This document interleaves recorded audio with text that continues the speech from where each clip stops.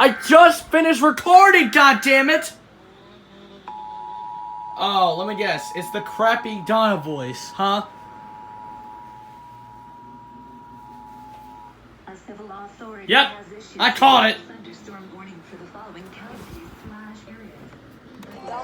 Grayson, Ohio, Kentucky, at 3:44 p.m. on August 20th, 2019, effective until 4:29 p.m.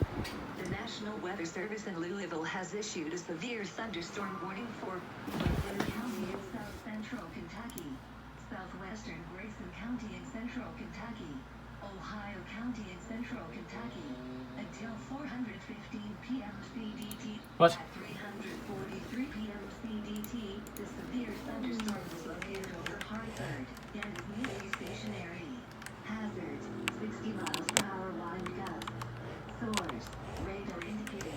Impact: expect damage to roofs, siding, and trees. Locations impacted include Hartford, Dantown, KC, Lee, Beaver Dam, Centertown, MCHENRY, Rockport, Rochester, and Woodbury. Hail, less than .75 by the wind, 60 miles per hour. For your protection, move to an interior room on the lowest floor.